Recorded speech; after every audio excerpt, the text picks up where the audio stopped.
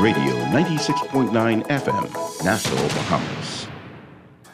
The views and opinions of the hosts and guests are their own and do not necessarily reflect the position of the management and staff of Guardian Network.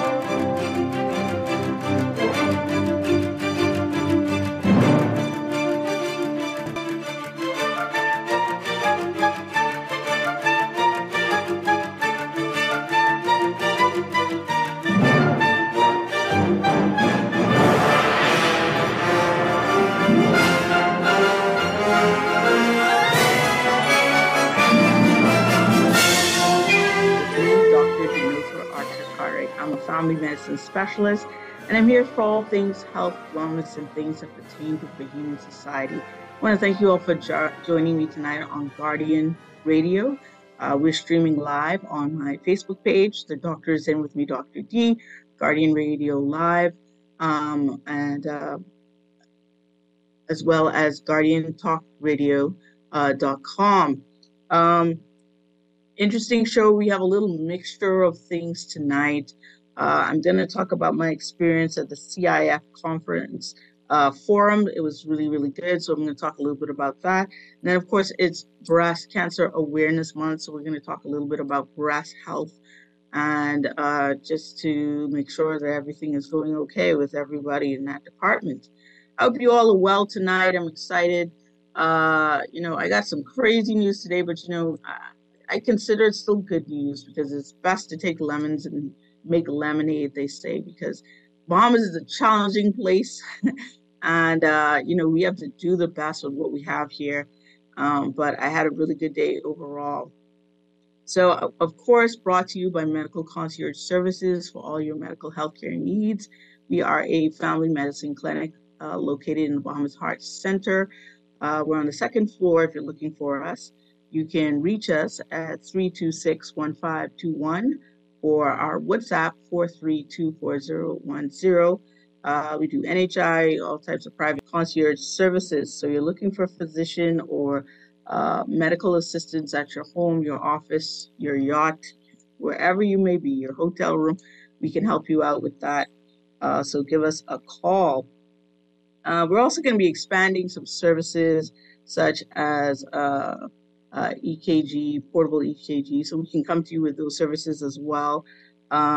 So anything you really need, you can check us out on Facebook, Instagram, medical_concierge_services. You can find all of our services listed there. And of course, our website, www.mcsfamilymedicine.com. I've been also kind of expanding myself too, doing a lot of more talks and discussions with groups and stuff like that. So if you're trying to reach out to me for those particular things, you can hit up my WhatsApp line 4324010 or call in at the office. Also my email, dr.darchercartwright@gmail.com for those who want to reach me directly. I hope you're enjoying this weather. This is the first kind of cool weather we've had, so we can definitely see that there's a change in the weather. Hopefully we'll have a cool Christmas. I really do love the idea of cool weather in the wintertime. Our so-called winter here in the Bahamas is always a pleasure for me. It allows you to break out all that winter clothes that you've been storing for a very long time. I love layering clothes, so it's really, really good.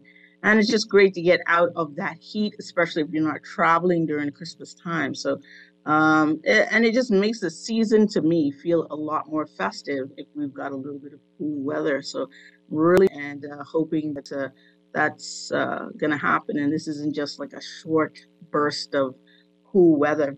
So I want to talk first about the CIF, which is a forum that's happening here in the Bahamas. And it's interesting that I think there was some buzz about this, but I thought there should have been some more buzz about this, because I found that it was a really, really good opportunity for a lot of Bahamians.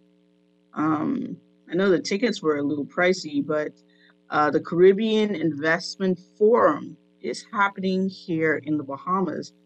And I had an opportunity to go to the opening ceremony, as well as some of the general sessions that were being held. And I thought this was really, really good. I'll start by saying the opening ceremony, which the Prime Minister spoke to, and he was brief but on point. And Chester Cooper was also there as well, Mr. Minister Chester Cooper. And they opened up this event. And what this event was really about, and this was I really wanted to go and kind of see what was happening. If you go to their main page, the Caribbean Investment Forum 2023, it says meet your investment partner. And so this was really an excellent idea. Apparently, this is the second one, and they decided to have this in the Bahamas, where they would allow people to come to this conference, learn a little bit about investments and what's going on in the world. And basically, they would have us all in the same place, and they would give them opportunities to not only learn, but to pitch their ideas and maybe find the person who's able to invest in you. And they wanted to do this like regionally, but also globally. So what I found was a lot of the investors and the people that were there were actually coming. Well, there's some of them were Caribbean, but a lot of them were coming from outside of the Caribbean. And so this was a really great opportunity. There was a lot of money. They were, amount of money that was being thrown around. I heard 145 billion and so many millions of dollars in investment money that was available for the region. So we had speakers from the European Union. There's people there from the EXIM, the Chinese bank. There was a gentleman there that I met. His name is OK. He's from the African Investment Bank. The European Union. There were a lot of heavy players there that were really, throwing around some big numbers. I know one of the ladies from the European Union, she came and she threw in and said, we're going to throw another $8 million out there into Caribbean investment. So there was a lot going on. And, I think I saw some Bahamians, but I don't think I saw enough Bahamians, because, and I know maybe some of the Bahamians will be coming later for like the pitch activities and different stuff like that. But really, this was a place I think that a lot of Bahamians would be. There were people from all parts of the Caribbean. And what I found is there were a lot of investment teams from the governments of other Caribbean countries. So like Barbados had a team, Turks and Caicos had a team, St. Lucia. All of these Caribbean countries kind of had their investments and I guess things to do projects. But there was also opportunities for entrepreneurs to kind of pitch their idea and find the people that may be interested in being a part of that. And with that amount of money, millions to billions of dollars floating around in people interested in investments, I mean, that page should be packed with Bahamians. But, we had our fair share of Bahamians. But this is just something I thought was really, really interesting. Some of the main things they kind of wanted to highlight with this particular forum, they were talking agriculture, they were talking technology and IT, renewable energy was one of the major things, and then logistics was also one of the theme things that they wanted to take a look at, especially logistics for our region, because it's difficult to move things around, and that's usually the big problem with a lot of our businesses, is being able to tap into the global community. And I think if even more so than money, some of these particular partners might be very influential in being able to make a lot of that happen. And so the theme was just not just talk, but to have some action, to really get some partnerships out of this. And so it was really, really good. Um, what I There was an interesting talk as well on artificial intelligence and how it really got incorporated. The guy was a speaker, Paul. I forget the rest of his name, but Paul. I think it's Paul Almer. Um, oh, Paul Alstrom was one of the really exciting ones because he talked about AI. If you listened to the show before, we had a conversation with C. Allen about, and he was talking about being ahead of the game and how his wife had cancer, and he traveled all around the U.S. This guy is I guess a billionaire because he's like a venture capitalist type of guy. He invests in different companies, and he couldn't be there because he was at the meeting that he has every year for one of the charities that he deals with cancer, where they speak to the actual patients that they help and assist. And why this was a major thing for him is because his wife had a really rare case of lymphoma, a cancer, and he went all around the world and all around America. And he basically got data from all of these cancer patients and he put it all into in for analysis. And he created a program that would match persons with cancer with the proper trials and early treatment protocols that were out there, so that they had the best opportunity to be kind of like saved from cancer. Because even if it was something rare, if there was a rare trial out there and they matched them up with that. And so he created a whole program for that. And he talks about how he kind of pulled in data analysis and AI into all of that, and how he invested in all these different companies. So really interesting guy. Yeah, I think he's a Mormon.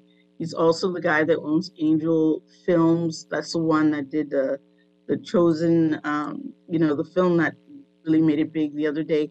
So he is a big hitter out there, and he couldn't make it, but he was in there digitally, and he talked about AI.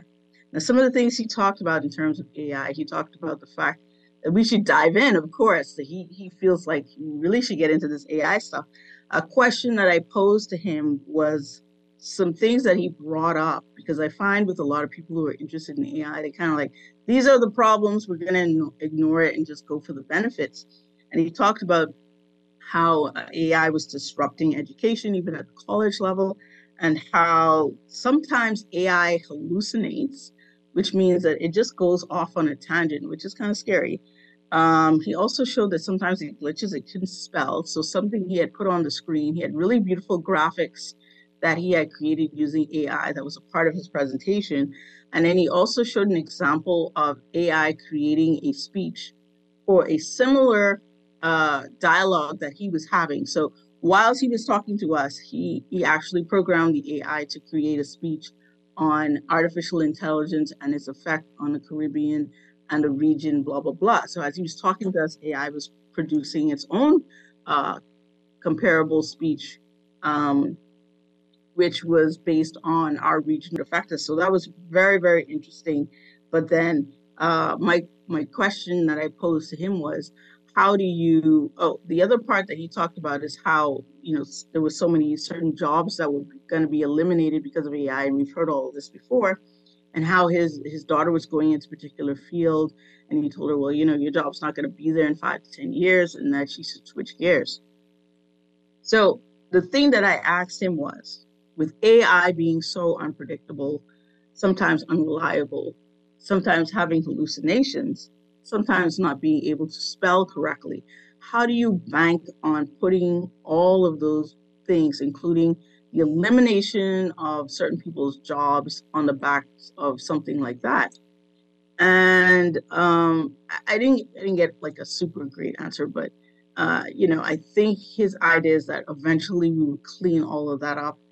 In fact, the guy's really smart, though. He talked about a program that they created to actually clean up some of those problems along the way and actually vet a lot of the things that the AI was doing. So, I mean, it's a fascinating conversation, and this AI stuff is something. And he was just like, it's gonna happen. It's it's going to create the change. So like you either dive in now or you're going to kind of get left behind. So it's like, it's a weird thing.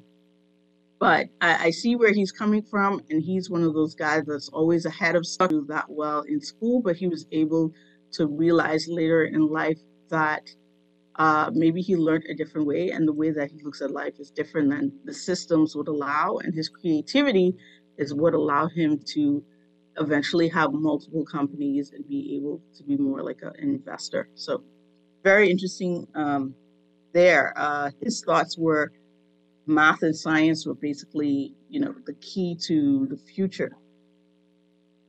So that was interesting.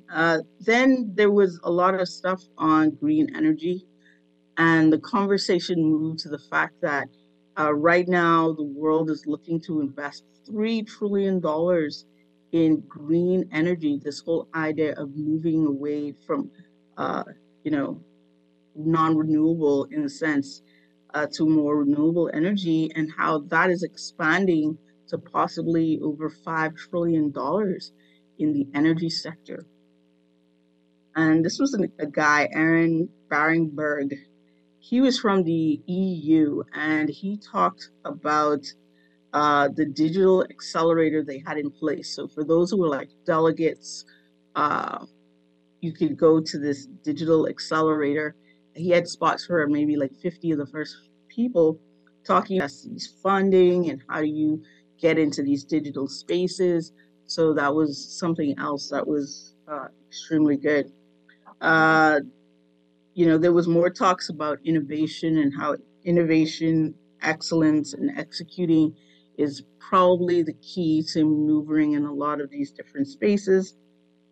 And really what you needed was a lot of collaboration in order to make these types of businesses work. The big idea was that in places like the Caribbean and the Bahamas, small populations as well as aging energy systems is a really big problem and requires a whole lot of investment. And because we're doing solar on such minor scales, how do we now get that type of funding where it makes sense and someone would want to invest in that if it's not completely coming from the government? And he kind of was talking about moving from that space of being reliant totally on the government for making all this stuff happen. And, really, this is the type of conversations that we should be having, because I do think that we need to move to kind of an alternative. The government is really there to create opportunity and to empower you as Bahamians, and then kind of just let you do your thing. But capital is a really big part of that, and you need the money. And there seems to be a lot of access to money. There seems to be a lot, but is there access really to the what I won't say average Bahamian, but for the Bahamian who's truly pursuing those things, right? So how do we funnel more of that money into spaces where Bahamians who have great ideas, who are prepared, really can get those things with there? But I find that even with those things, they funnel you according to their narrowed systems. So you have to kind of fit into their system rather than be the creative that you are. So if you have a creative idea that doesn't fit into the way that they think that something should be designed, I find particularly right now, I think it's very difficult to access the kind of funding that you need, even from those spaces. And some of the businesses that they are funding, I'd like to see checkups to see like how well it's going, because I do see people getting money there. But if you look at any of their options on applying for money, it's very time consuming. So if you are someone who is in business now and looking to expand or grow your business, it's very difficult to take they want 6 weeks, 8 weeks out of your life and kind of dedicate it to some program that they want you to do. You should be able to walk off the street. You've got your idea, you've written it the way that you want to write it, and be able to present that idea. And they say, it's great. Maybe you clean this up here, clean this up there, but to force you kind of into their own idea of how it should be, I think is very, very limiting. And so tonight was the pitch. So I missed the pitch because I'm here with you guys. but they do have a pitch competition. So some of those Bahamians or some of those people who have those things could really get an opportunity.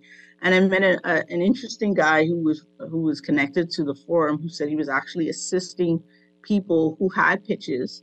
So that was great too. That so people who had put in their, I guess their stuff to be pitched, uh, actually would get some coaching prior to the pitch competition, and then they would be pitching directly to investors. So all of these people that are trying to decide if this was something to invest in. So maybe we'll see some really huge things come out of it. I just thought it was very interesting to go to this forum and see what was going on. So there's one more day that they're going to be meeting and doing all of this stuff. And the other thing that I found very interesting that I thought made this really, really good is they did it all kind of digitally. So you downloaded an app. There was no paper, or very little paper. I didn't see any paper given out. But you downloaded the app. The agenda was on there. Contacts. You can contact anybody that's signed up on the app. So you can send a message to the speaker, to investors, to whoever. Once they're signed up on the app, you have some connection to them. Now, they may not answer you, but you do have the ability to kind of reach out to those people. So it's like the ultimate networking. Not only are you networking in the room, you're able to network online as well. So if you found something really, really interesting, you could reach out to that person and be like, hi, I'm so-and-so, I'm a delegate, I'm a this, I'm a that. And for those people who were delegates, they were able to set up meetings if they want to with people, and they had private rooms for that. So I think it was really interesting the way that they did it. I think it was really well done. It was really well organized. And overall, I thought this meeting was a good idea. And I kudos to Chester Cooper for accepting this, because apparently they approached him and he was just like, are you bringing the money? And they said, yes, we'll bring the money. So this was really, really good. And so I just feel maybe more Bahamians, but maybe I didn't see them. Maybe they were all preparing for their pitches. And so there was a few that I saw, but I would have liked to see more. And but that was my experience with CIF 2023. I don't know where they're going to be next time. I don't know if they're going to be back in the Bahamas or if they're going to go to another island or go somewhere in the Caribbean, but I thought that this was very interesting, and it brought together a lot of people from all over the place. I met some interesting people, who are involved in various different things in India. No, someone just asked me, did I take my card, like give out my card? No, I didn't give out my card, but there was really no reason to even kind of do that, even if you wanted to get someone's information, because everything's online. And everything is digital. And currently now, I have cards, but I don't carry around cards so much because I tend to just share my QR code for my WhatsApp, and that pulls in all my information in terms of linking with me. And if you could also use the QR code that was connected to the forum, and this would allow you to get all that person's information as well. So that was really interesting. The site that they used designated each person a QR code, and it allowed you to pull in that person's information automatically. So that was a great use of technology. I think it's the smoothest use of technology I've seen at a conference in the Bahamas for quite some time. So they did a really good job with that. I don't know if it was because, it was a group outside of the Bahamas. I don't know. I know sometimes we could be a little shaky, but it was pretty good in that. And they were really pushing people to kind of use the app as much as possible. So everything was on there, and there was even a countdown to when something was happening. So it was just like this speech will end in 2 minutes, and then in 10 minutes you're going to be doing X, Y, and Z. So it was quite organized. I really liked it. It was clean. I think it was, to me, one of the best conferences I've been, just because of organization. Not meaning that they didn't run over in time sometimes, but it was pretty clearly defined. And you didn't really have to ask anyone for information because it was all in your phone. once you had downloaded the app, you had basically everything you needed. And that was pretty good. And so I thought it was good. I'm sure the people who paid for tickets thought it was worthwhile. And I thought it would be interesting to share with everybody because it just opens your eyes to the possibilities that if, those people just in there represented, a few $1 billion, $150 billion, whatever it was, then, there's a lot of money to tap into that we may not be tapping into as a country, as a nation, all of that stuff. And why aren't we doing that? So these people, in a sense, they almost seem to be throwing away money for certain things. And the gentleman from the European Union talked about $145 billion, basically between South America and the Caribbean region that they just had out there for any kind of investment that related to the policies that they were dealing with. And when I see stuff like that, I kind of wonder why we borrow so much money and why are we looking at the money that we can probably get for free, or at least, if not for free, cheaply, in terms of especially stuff with climate change and stuff like that. But what technically are we doing? So stuff like cleaning up our grid and making it better, that sounds like something that like the European Union would probably invest in if we put the proper pitch together. So I hope that, in a sense, our government also did some pitching there, because there were a lot of government organizations there. And I don't want us to just be the host, but also what did we get out of all of this? If we can get a couple $1 billion out of this event, I would be upset. All right. So Mr. Cooper talked about large investments happening in the country, but those are hundreds of millions. Maybe we're talking billions of dollars. Throw a little billion or two our way. Any of these groupings could probably pay off our debt if we were to strategize. How do we get this money?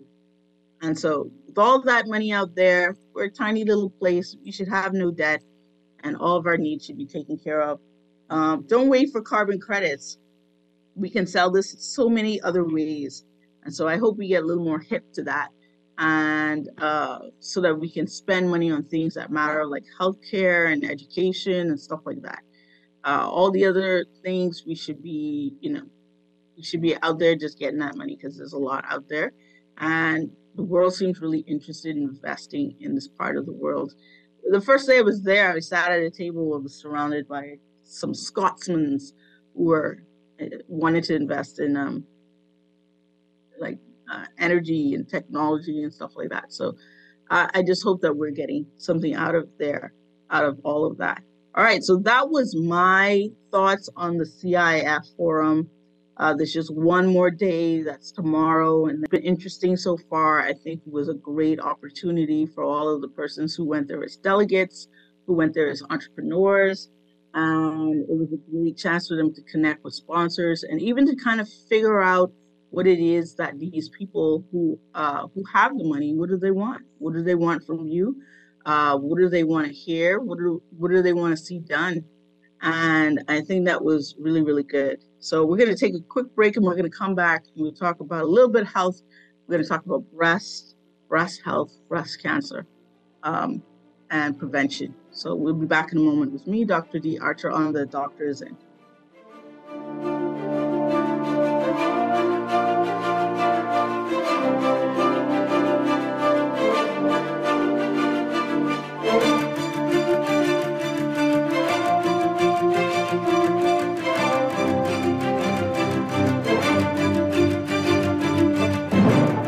Of banks forcing you to use technology to bank the way they want you to? Your convenience is important. So no matter what your banking needs, Commonwealth Bank's friendly staff are always available in branch for that personal one-on-one service.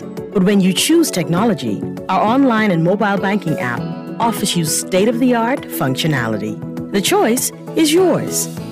Commonwealth Bank. Bank the way you want. Girl, Junior just showed me Bella Boy in his phone. What you mean? He take picture of that good-for-nothing boy? Shh, you don't want Bella here. You say that. You know she always say that's my good child. So what he doing in Junior phone? Oh, he there because the police looking for him. He on their wanted list. Wanted persons in your phone now? Yes, child. And when police want to find any picture direct to your phone, go to Google Play or App Store and search for Crack Crime Bahamas, then pick install and it will go straight to your phone. There is also a section on missing persons? Yes, girl. Everybody needs to get this app so police can tell us right away when these people go missing. Just like an alert system. Yes, it has numbers for Crime Stoppers Bahamas, so you can call and nobody knows it's you. Call directly to Miami and give the information without giving your name or anything about you. I tried the other day, and when I hear Junior and his boys talking about where they hide those guns, I walk quick round the corner and call that number. Call 328-8477 from Nassau or 242-300-8477 from the Family Islands. Always on the go? Missed the show? You can now listen to Guardian Radio talk shows anytime, anywhere on Spotify and YouTube by searching Guardian Radio 96.9 FM or by entering the name of your favorite show. You can also listen by logging on to GuardianTalkRadio.com and clicking on the podcast tab. Guardian Radio, continuing to provide you with fresh news and smart talk anywhere, anytime, all day. This is Guardian Radio 96.9 News Smart Talk all day.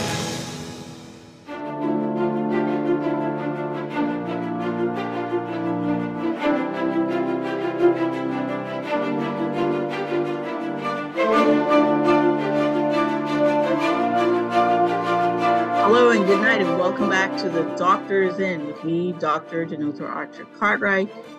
Brought to you by Medical Concierge Services for your medical health needs. Give us a shout, 326-1521, 432-4010. We were talking briefly about the CIF that I went to this week. Really, really amazing. One other thing I would say before I kind of move on and we shift gears is that after the main opening, and after the Prime Minister spoke, they had like some Bahamian entertainment, which I thought was really, I haven't seen this for a long time, but they did like fire dancing, and they were doing like limbo. So I think a lot of the international people got a really good taste of the Bahamas. They had a Junkanoo Rush Out. It was really, really good. I find that, they were selling the Bahamas better than us. I mean, I felt like they did a really good job capturing. So whoever, maybe the Ministry of Tourism or whoever was advising them, did an excellent job. And I could see that people were really enjoying it.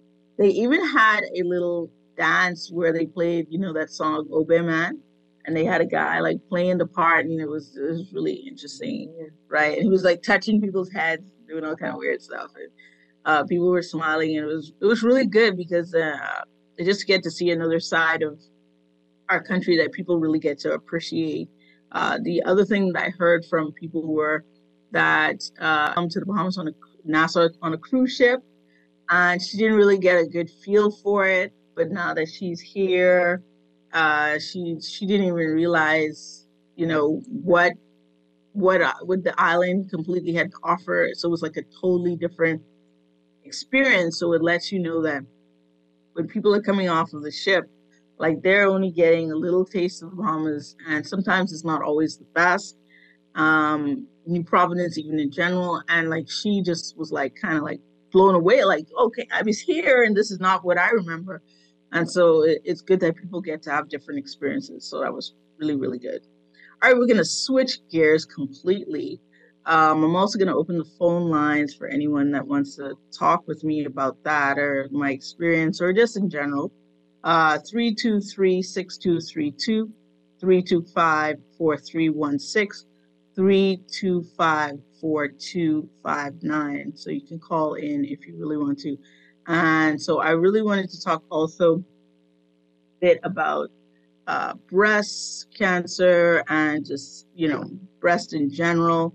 And I think the best way to start that is just talking about what is normal, right? So, okay. Oh, someone's asking if they can go tomorrow and what is the cost? I'm not sure if you can just go tomorrow, but I would say go to their website. Just put in CIF 2023 Bahamas. The tickets were kind of pricey now, so but check it out. And also, the Chamber of Commerce was doing some type of special, so maybe contacting them as well would be something that you could do. But it is a bit short notice, pretty good. If I, I found out about it and I kind of put in for it and I kind of forgot about it. And then all of a sudden I got like an email saying, that I should come. And I was like, oh yeah, this conference sounds really, really well. So that's why. Oh, caller, you're on the air. Go ahead. Yeah, hi, good night, Dr. Archer. Hey, how you doing? Yeah, I'm okay for now. But the thing is, some discussions need to be had that are being hidden in the dark, right? And I don't care if they cause a spark, but I listened to you and you're talking about cancer. I was outside, I was meditating, and I really just came inside and heard you on the radio. But I was ecstatic to hear you live, right? Because I'm alive. But the thing is, most of us are so lost until it wasn't for my children. I become disenthused about just moving on because the human journey is so sad for somebody conscious like me. I want to discuss the affordability of healthcare and the way how the government is dealing with it. And also, some things that some human stories, just a human story. I don't normally do this, but a friend of mine on Sunday, I was in the store and I saw him and he was just talking and he was telling me his dad was diagnosed with stage 1 cancer, prostate cancer. So his dad is a bit older than me, maybe up by 11 years or a little more, right? But he should be 70-something, but he got it in time. He could catch it in time, but he's going to take him to Cuba, right? He has the money to do all these things right away. He does. He has a different setup. But I'm saying that the thing is, he told me that they had told him here that his father wouldn't be able to get radiation or chemotherapy or any intervention until next year, August. And so, I'm always reading on the internet, and I'd just like for you to just keep the public enlightened as to the innovations in the treatment of cancer. They're using sound waves, even like the immune system now. I didn't get to delve into them, but this is always something I was pushing and that I know about. But I think it's the lady out of the university in Florida. I can't remember, but she's looking at the T-cell immunity and T-cell exhaustion and all of those type of paradigms. But what I'm saying, Dr. D, is I went to get some blood tests done because I have children at a solid age, and so some of them are very expensive, and so as I go to the private labs, they're almost like 3 times the amount. Right. And so, it's not fair. And so the hospital, the thing is, the clinic is reasonable. And so, like I said, I have no problem with paying to the healthcare system. But the thing is, they said the machine is down. So I'm down. And somebody's a clown. And so what happens now is, you see, consciousness is a serious thing. Most of us running around with mindless conversations and mindless agendas and trivia, it's called having fun. That this is really, I don't know, most of us, the humanity over the years is being engineered when you look at from the invention of the automobile, spare time, leisure time, and then as technology increases, we become more obese. And that's not intended to be a pun. But Dr. D, the human journey is sad, and so some of us are happy, and some of us think that we have the most money in the world and we don't need this and this will be that. But these funds can be exhausted easily when it comes to a medical problem because they see the cookouts. Yeah. And the politicians still wallowing in the ignorance, the ignorant masses, and all this political fervor and whatever, dogmatic or whatever. They just move on and they think life until the final analysis hit them, right? I mean, I agree with you. And so, we don't care about anybody anymore. Yeah. And so I'm just saying that the price of the blood test at the clinic was reasonable, and I the first time, I don't think I ever did the comparison, but when I was told the disparity, I was like, I want to do these before I go see the doctor on the money. You understand? And so it's frightening for me. I had signed up for NIH. I don't know what's going on, but there's no reciprocity. And so what I'm saying is to the mindless masses who just, they drinking rum and they some of them soon succumb. But, I've even been, looking into the effects of, I'd spoken to you a while back and you would tell me stop drinking again, et cetera, et cetera, et cetera. And so I was delving into the effects of alcohol on blood pressure and blood viscosity and all that. And I learned a lot. And so I'm very ignorant still. You see what I'm saying, Dr. D? And so that's why I like your advice. Even so I got advice from Dr. Pinto. I'm glad I fostered some changes there for you. Yeah, but I actually read it. And so, you know, what they said was that the Guinness is basically like if you drink it like once a week or once every other week, because it has probiotics on it. And they said that because it's unmalted, I can't remember the biology behind it because I only read it once. But in so much words, because it's unmalted, the molecular events cause it to increase blood pressure more than a beer. Pull it all together. We need to be discussing. And then I got a joke for you because I went run to get some stuff. What happened is you led the pandemic treaty, the re-attack setback, and I didn't know Ms. Malcolm put a show on it last week. And that's when I found that they're back on the attack again, like I had said. Well, I had said, Dr. D, that they're going back into the war room or the draw room. It's the same plan. It's the same plan. It's the same plan. They just keep revising it. That's what I'm saying. So they won't give up. I mean, anyhow, you know the model. I'll be back on the chat soon. Give thanks, Dr. D. All right. Yes, sir. All right. Yeah. I mean, 52, what you're talking about is is important. And, I recently left the apparatus of the government services completely and went fully into private care because I do believe that we can do things a lot better if we don't have all of the bureaucracy and stuff like that. In terms of like the services and stuff, it's cheap, but they can't maintain it. And that is the big part of the problem. And that's why we need to find our options for healthcare. I put in plans for cheap and affordable modes of expanding the healthcare system. And, it's always, not to say politics or persons, but people are always trying to block it. People think there's other things that are more important, like putting up a restaurant or putting up a hotel parking lot or something that is not going to benefit the average Bahamians. And then when you come in with something that's important, something that's going to revolutionize healthcare and the things that you want to do, what you get is, like, we don't want to do this, or this person wants this and this person wants that. What about doing what's important? What's about doing what's good for the greater good for Bahamians? What about investing in Bahamians and empowering them to ensure that they grow and their companies grow and they become productive citizens that can put money back into the community and make things more affordable for our own people? Why aren't we supporting those things? Why is it so difficult to get those things done? But if I'm politically connected and I want a restaurant on the beach, I could get it. But if I want to do something that's going to help the Bahamian public, it's a struggle. You're in government to look out for the majority of Bahamians, to look out for the people, the greater good, things that are going to be helpful. And healthcare is so important right now. We went through 3 years of just horrible policies and, terrible health outcomes, and we have not learned our lesson. The minute things are back to normal, it's back to business as usual. It's back to frivolous things. It's back to who's politically connected, who's not politically connected, who wants this, who wants that. And these aren't things that are going to benefit the greater good. It's hard to get things implemented that are for the greater good. And it's a struggle. And we need innovation in healthcare. We need spaces that can bring modern technology into these spaces.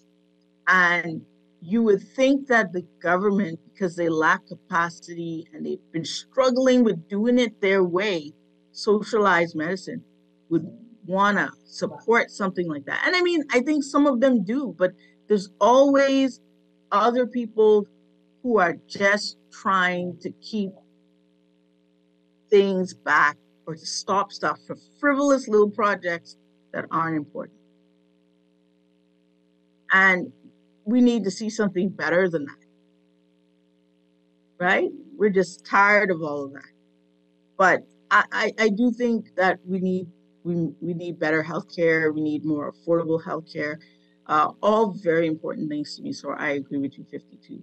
So before we go, I just want to have some pointers because we were talking about breasts. 52, you always riling me up, man. You're always taking me off the topic a little bit, but so basically, if we're talking about breast health, we have to know that no two breasts are exactly alike. And breast tissue is different, feels different for different women. And not everyone's going to have nice, smooth breast tissue. Sometimes some people are going to have lumps. They're going to have, different feels. And it's not that is cancer. That may be your norm. And so I think one of the most important things that we talk about when we talk about breast health, and I'm doing a talk about this tomorrow as well, so I can expand on it probably at the University of Bahamas, is that you should get to know your breast, right? So you should know how it feels. You should do your self-exams and have an idea of what is normal to you. And if you know what's normal to you, it's going to be a lot easier to determine when something is abnormal, when you've had a change, when there is a mass, or when there's something that you're not used to. So get to know yourself, women, get to know your own breast and know what that feels like and know what that could be.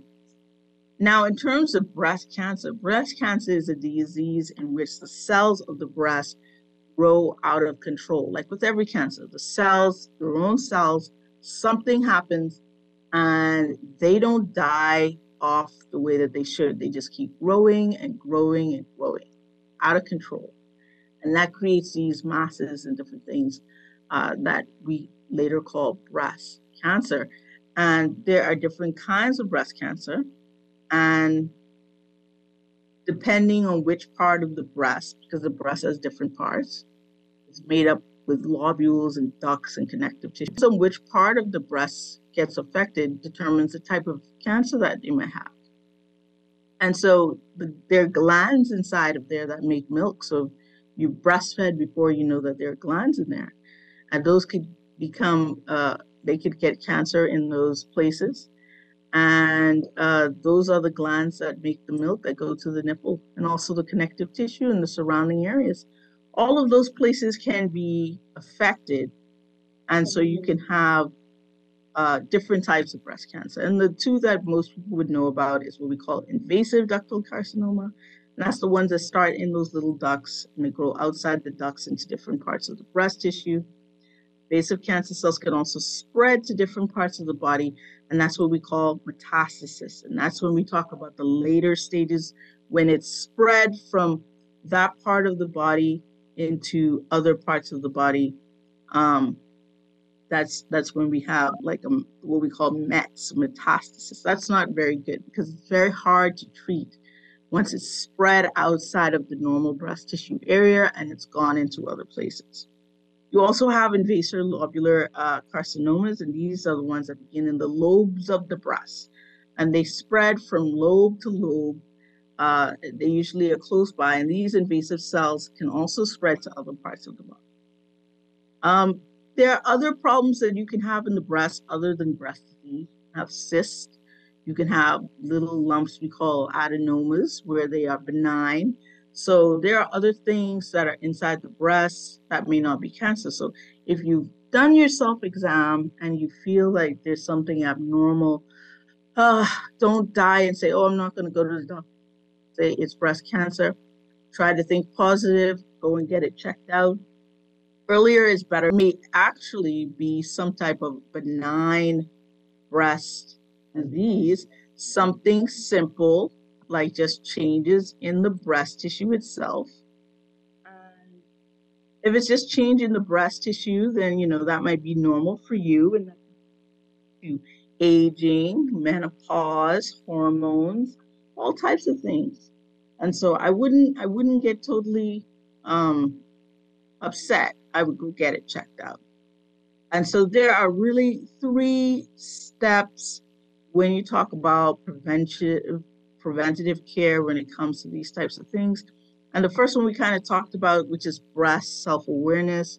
And that's because you have a routine of self-examining yourself, and you can do this every month or so, just in the shower somewhere or when you're alone, and just give yourself a breast exam. And you want to look for changes like any type of lumps, any type of unusual discharge that's coming from the nipple, any swelling or irritation or dimpling of the skin.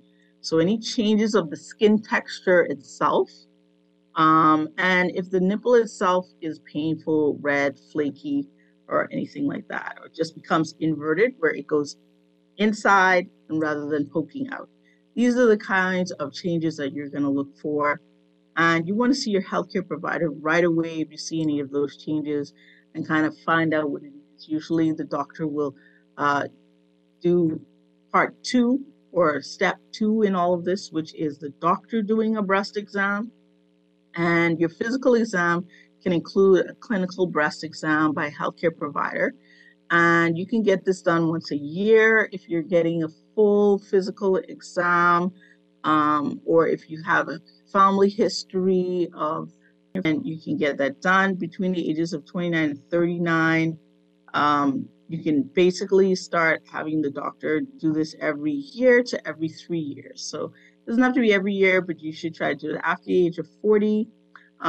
This can move up to yearly, especially if you're a woman with some risk factors.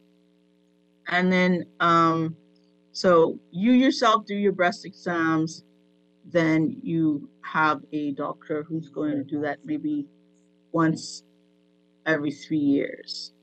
The third part that they recommend for, is screening tests. So mammogram, which is low dose x-rays of the breast, is the most common imagery that they use for scanning. And there's different advice on this. There's different guidance on when you should get this done. And then, of course, me as a physician also have my personal guidance that I usually tailor to depending on the patient. The USPSTF recommends screening every 2 years for women aged 50 to 74. The ACS recommends yearly screening for women ages 45 to 54, and women ages 55 and older should have a mammogram every 2 years, or they may choose to still have a yearly screening. And so, I had this question at a talk that I was doing the other day, and they were wondering why it's not more often. Well, it's because from the presentation I did, a lot of, especially in the Bahamas, a lot of cancers are seen actually a bit younger. So women under the age of 50, under the age of 40, about 48% of our breast cancers. So that's quite a big chunk right there. And usually women, as they get older, unless I guess there's a family history, you kind of would be able to tell what the normal screening test is going to look like. And so what I've seen in guidance lately and with screening is what they're saying is, if you've had kind of a time of normal screenings, they kind of expand the screening profile so that you're not doing it as often. And so for me, I'm thoroughly about, a little less screening, just because I do believe you don't need to be exposed to x-rays as much. But I feel like the two, the actual exam, you knowing yourself, and then also having a physician do an exam is probably going to be some of your best bet. And then the mammogram really finds really small ones. For younger women, if you do have any kind of breast changes, we're probably going to do an ultrasound on you. So it's going to be a little bit different because of the density of the breast tissue. And so there are different guidelines on how to take care of a lot of that stuff. But that's basically going to be the advice that's out there. And so, don't be discouraged. Even if you have a family history, it may not affect you. A lot of women, though, who do get breast cancer have no family history. There is a lot of controversy about what causes breast cancer. There are studies that talk about obesity being factors. Of course, smoking is pretty much a factor for almost every disease. Age, as you get older, apoptosis doesn't become as good, I guess. Hormonal changes, effects, being around radiation a lot, the type of stuff like that. So there are a lot of things that can factor into why someone gets breast cancer. It's hard to tell, but I do believe diet and exercise are an important part of it. High fiber diet is going to be great. It's the same stuff that keeps you generally healthy. It tends to be the stuff that keeps you awake. One of the things I discussed with the women at the last talk that I gave is that, sometimes these people who seem very healthy, or they seem what the world considers healthy, go to the gym. Why are some of these people getting breast cancer? And so my theory on it is a lack of balance. And I feel like if you have nutritional deficits, it's also a factor. So some people cut out just too many things out of their diet. They're not getting the nutritional value. Body responds with some of these problems. So oral contraception, smoking, any kind of hormonal drug that's potent, hormone replacement therapy for older women. These are all going to be things that cause problems. And so it's one of those things. So take care of yourself, do your breast exams, have your family doctor who will do your yearly or every few years, do your breast exam, and, look at your screening and at least get the preliminary screening done at some point. Those are going to be the important things for breast health. And so just like that, we've come to the end of our show. I hope you've enjoyed it. And we'll see you all next week on The Doctor's In with me, Dr. Denotha Archer, brought to you by Medical Concierge Services. You guys have a good night.